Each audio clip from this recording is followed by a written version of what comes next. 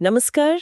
आज हम एक बहुत ही खास दस्तावेज पर बात करने वाले हैं जी। श्री श्री रामकृष्ण कथामृत, और उसमें भी बिल्कुल शुरुआत का एक हिस्सा। हाँ, दक्षिणेश्वर में एम की पहली भेंट, ये मार्च 1882 की बात है। बिल्कुल, ये वो पहला मौका था जब महेंद्रनाथ गुप्त, जिन्हें सब एम के नाम से जानते हैं, वो श्री रामकृष्ण परमहंस से मिले, और यहीं से वो किताब शुरू होती है एक तरह से। सही कहा। एम के बारे में थोड़ा बताएं तो। वो कलकत्ता में एक स्कूल चलाते थे, प्रिंसिपल थे। हाँ, पढ़े लिखे तर्कशील व्यक्ति, और उस समय मतलब 19वीं सदी के बंगाल में ब्रह्म समाज का काफी प्रभाव था। बिल्कुल, और एम भी उससे प्रभावित थे, सत्य की खोज में लगे थे। और दूसरी तरफ थे श्री रामकृष्ण, दक्षिणेश्वर काली मंदिर के पुजारी, जो अपनी भक्ति, अपनी समाधि ईश्वर में पूरी तरह खो जाने के लिए जाने जाते थे। एकदम अलग दुनिया। हाँ, तो आज हम इसी पहली मुलाकात को थोड़ा और गहराई से समझेंगे, देखेंगे कि क्या हुआ, क्या बातें हुई, और क्यों ये इतनी अहम साबित हुई। बिल्कुल, क्योंकि इसी ने कथामृत की नींव रखी। चलिए तो शुरू करते हैं। एम दक्षिणेश्वर कैसे पहुंचे? क्या वो खास तौर पर रामकृष्ण से मिलने गए थे? नहीं, ऐसा नहीं था। वो अपने एक रिश्तेदार सिद्धेश्वर मजूमदार के साथ दक्षिणेश्वर काली मंदिर घूमने गए थे। अच्छा, तो बस यूं ही? हाँ, बिल्कुल। और वहीं बगीचे में घूमते हुए किसी ने उन्हें बताया कि परमहंस जी अपने कमरे में भक्तों के साथ बैठे हैं। तो वो चले गए देखने, उत्सुकतावश? हाँ, बिल्कुल, उत्सुकता थी। वो जानना चाहते थे कि ये परमहंस कैसे होते हैं। वो अपने कमरे में पहुंचे और जो उन्होंने देखा उसने उन्हें एकदम स्तब्ध कर दिया। क्या देखा उन्होंने? माहौल कैसा था? कमरा भक्तों से भरा था और श्री रामकृष्ण एक तख्त पर बैठे थे, पूर्व की ओर मुंह करके, और वो मुस्कुरा रहे थे, ईश्वर की बातें कर रहे थे। एम लिखते हैं कि उन्हें देखकर लगा जैसे वो किसी बच्चे की तरह हैं, एकदम सहज, प्रसन्न, कोई गंभीरता का बोझ नहीं। हाँ, ये बात बहुत खास है। उनका वो बाल सुलभ स्वभाव और साथ ही ईश्वर के प्रति गहरी भक्ति, ये बिल्कुल। दोनों चीजें एक साथ। बिल्कुल, और सबसे अनोखी बात यह हुई कि जैसे ही एम ने कमरे में कदम रखा और प्रणाम किया, श्री रामकृष्ण ने उन्हें ऐसे देखा और बात की जैसे वो उन्हें सालों से जानते हों। कोई अजनबीपन नहीं। पूछा, कहाँ रहते हो, क्या करते हो, एकदम अपनेपन से। ये तो वाकई अजीब है, पहली मुलाकात में इतना अपनापन। हाँ, और एम जैसे पढ़े लिखे, शायद थोड़े संकोची स्वभाव के व्यक्ति के लिए ये बहुत बड़ी बात थी। उन्हें लगा ही नहीं कि वो किसी इतने बड़े संत से मिल रहे हैं। उस माहौल का भी असर रहा होगा दक्षिणेश्वर का। निश्चित रूप से। गंगा का किनारा, वो पवित्र मंदिर परिसर, माँ काली का मंदिर, पंचवटी जहाँ रामकृष्ण ने साधना की थी, और फिर रामकृष्ण का वो छोटा सा कमरा जहाँ इतनी गहरी आध्यात्मिक चर्चाएं होती थी। उस पूरे माहौल में एक शांति थी, एक दिव्यता थी। हाँ, वो महसूस होता है जब हम पढ़ते हैं। अच्छा, तो इस सहजता और अपनेपन ने एम को आकर्षित किया। हाँ, और ये दिलचस्प इसलिए भी है क्योंकि एम ब्रह्म समाज से प्रभावित थे, जहाँ ज्ञान, तर्क, निराकार ईश्वर की उपासना पर जोर था।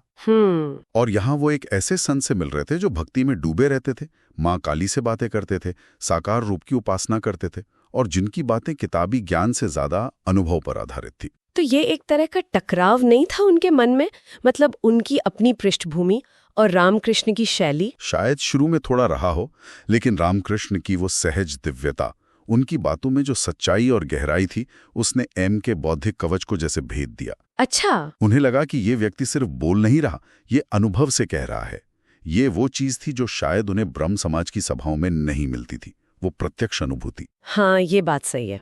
तो पहली मुलाकात में क्या खास बातें हुई? रामकृष्ण ने क्या उपदेश दिया? देखिए, पहली मुलाकात में ही उन्होंने कुछ बहुत मौलिक बातें कह दी। एम ने शायद कुछ सवाल पूछे होंगे ईश्वर के स्वरूप को लेकर। जी। तो रामकृष्ण ने साकार और निराकार दोनों की बात की।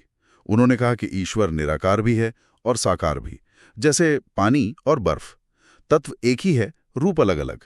ये तो बहुत गहरी बात है। आमतौर पर लोग या तो साकार को मानते हैं या निराकार को। हाँ, और रामकृष्ण कहते थे कि भक्त के लिए वो साकार रूप में आते हैं, ज्ञानी के लिए निराकार, पर सत्य एक ही है। उन्होंने इस पर जोर दिया कि ईश्वर तक पहुंचने के लिए कोरी बहस या कर्मकांड काफी नहीं है। तो फिर रास्ता क्या है? रास्ता है भक्ति, प्रेम, ईश्वर के लिए एक तीव्र व्याकुलता, जैसे एक बच्चा अपनी माँ के लिए रोता है, और आत्मसमर्पण, सब कुछ उस पर छोड़ देना। भाव की प्रधानता। बिल्कुल, भाव ही मुख्य है। और उनकी सिखाने की शैली देखिए, कितनी सरल थी। कोई जटिल दर्शन नहीं बघाड़ते थे। हाँ, उदाहरणों से समझाते थे। हाँ जी, और उसी पहली मुलाकात में उन्होंने वो प्रसिद्ध दृष्टांत दिया, पानी वाला। हाँ वही, कि देखो जल तो एक ही है, पर कोई उसे जल कहता है, कोई पानी, कोई वाटर, कोई आब। झगड़ा किस बात का? सही बात है। वैसे ही सच्चिदानंद ईश्वर एक ही हैं। लोग उसे अलग अलग नामों से पुकारते हैं, अलग अलग रास्तों से पाने की कोशिश करते हैं, लेकिन पहुंचते सब उसी एक तक हैं। ये यतो मत ततो पथ वाली बात, जितने मत उतने मार्ग। बिल्कुल, ये उनकी शिक्षा का सार था।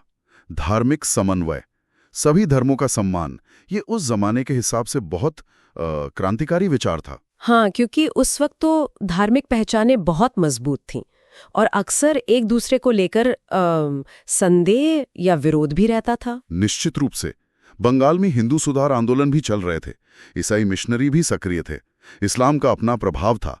ऐसे में ये कहना कि सब रास्ते ठीक हैं, सब उसी एक ईश्वर तक जाते हैं, ये बहुत हिम्मत की बात थी। और ये सिर्फ किताबी बात नहीं थी उनके लिए। नहीं, बिल्कुल नहीं। उन्होंने तो खुद अलग अलग साधनाएं की थी। हिंदू धर्म के विभिन्न मतों के अलावा उन्होंने इस्लाम और ईसाइयत के अनुसार भी साधना करके उसी ईश्वर का अनुभव किया था। अच्छा। हाँ, इसलिए जब वो कहते थे कि सभी धर्म सच्चे हैं, तो वो अपने अनुभव से कह रहे थे। इसीलिए उनकी बातों में इतना वजन था, इतनी शक्ति थी। उनकी शैली में हास्यदेह होता था, सुना है। अरे बहुत। वो गंभीर से गंभीर बात को भी हल्के फुल्के अंदाज में किसी कहानी या मजाक के जरिए कह देते थे। इससे लोग आसानी से जुड़ जाते थे, बोरियत नहीं होती थी। तो एम पर इन सब बातों का गहरा असर पड़ा होगा। बहुत गहरा। वो उस दिन जब दक्षिणेश्वर से लौटे तो उनके मन में बस रामकृष्ण का ही ख्याल था। उनकी बातें, उनका व्यवहार, वो माहौल, सब कुछ। और यहीं से वो सिलसिला शुरू हुआ जिसने इतिहास बना दिया। बिल्कुल। एम को लगा कि ये बातें अनमोल हैं, इन्हें भूलना नहीं चाहिए। तो उन्होंने रात को घर जाकर अपनी डायरी निकाली और सब कुछ लिखना शुरू कर दिया। हाँ, जितना उन्हें याद था। रामकृष्ण ने क्या कहा, कैसे कहा, कौन लोग वहां थे, माहौल कैसा था, सब कुछ। क्या उन्होंने उसी वक्त सोचा था कि ये एक किताब बनेगी? शायद नहीं। मुझे लगता है उनका पहला उद्देश्य तो बस अपने लिए उन बातों को सहेजना था, ताकि वो खुद उन पर मनन कर सकें, उन्हें याद रख सकें। पर ये आदत बन गई फिर। हाँ, वो नियमित रूप से दक्षिणेश्वर जाने लगे और हर मुलाकात के बाद वो अपनी डायरी में सब कुछ दर्ज करते गए, बहुत बारीकी से। कमाल है। और यही डायरी, यही नोट्स सालों बाद श्री श्री रामकृष्ण कथामृत के रूप में प्रकाशित हुए। पहले बंगाली में, फिर अंग्रेजी और दुनिया की ना जाने कितनी भाषाओं में। तो ये पहली मुलाकात सिर्फ एम के जीवन का नहीं? नहीं, बिल्कुल नहीं। ये अनगिनत लोगों के लिए प्रेरणा का स्रोत बनी। इसने श्री रामकृष्ण के संदेश को दुनिया भर में फैलाया। उनके मुख्य संदेश जैसे धार्मिक समन्वय, हाँ, ईश्वर के लिए सच्ची लगन, भक्ति का महत्व, कर्मकांड से ज्यादा भाव की जरूरत, और ये कि हर इंसान, चाहे वो पढ़ा लिखा हो या अनपढ़, अमीर हो या गरीब, ईश्वर को पा सकता है। आत्म साक्षात्कार सबका अधिकार है। ये सब बातें उस पहली मुलाकात में बीज रूप में मौजूद थीं। हाँ, कह सकते हैं। उस एक मुलाकात ने जैसे दरवाजा खोल दिया, एम के लिए भी और दुनिया के लिए भी। तो अगर हम सार देखें तो ये पहली भेंट जो देखने में तो बस एक संयोग लगता है, हाँ, एम का यूं ही घूमने जाना, वो असल में आध्यात्मिक इतिहास की एक बहुत बड़ी घटना बन गई। बिल्कुल। एक पढ़े लिखे जिज्ञासु मन का एक सहज अनुभवी संत से मिलना, और उस मिलन से ज्ञान की ऐसी धारा निकली जो आज तक बह रही है। ये सोचने पर मजबूर करता है कि क्या ऐसी मुलाकातें बस संयोग होती हैं, या फिर ये किसी गहरी खोज, किसी प्रार्थना का नतीजा होती हैं, या जैसा कुछ लोग मानते हैं, क्या ये पूर्व निर्धारित होती हैं, किसी दिव्य योजना का हिस्सा? ये तो बड़ा सवाल है। हाँ, इसका कोई सीधा जवाब शायद नहीं है, पर यह जरूर दिखता है कि जब सही जिज्ञासा और सही मार्गदर्शन मिलते हैं तो कुछ असाधारण घट सकता है। और ये भी दिखाता है कि एक व्यक्ति की निष्ठा कितनी महत्वपूर्ण हो सकती है। सही कहा। अगर एम ने वो डायरी ना लिखी होती या उतनी लगन से ना लिखी होती तो आने वाले उपदेश हम तक इस रूप में पहुंच ही नहीं पाते। हाँ, ये तो है। लाखों लोग वंचित रह जाते। तो एक व्यक्ति का छोटा सा नियमित प्रयास कितना बड़ा असर डाल सकता है। बिल्कुल। तो चलिए आज की चर्चा को यहीं रोकते हैं, लेकिन श्रोताओं के लिए एक विचार छोड़ जाते हैं। जी। सोचिए अगर एम उस दिन दक्षिणेश्वर ना जाते, या जाते भी पर रामकृष्ण से ना मिलते, या मिलकर भी उन बातों को डायरी में न लिखते, इतिहास में ऐसे कितने ही क्षण होंगे, कितनी ही गहरी बातें, कितने ही अनुभव जो कभी दर्ज ही नहीं हुए और हमेशा के लिए समय में खो गए। ये सोचने वाली बात है। जरूर।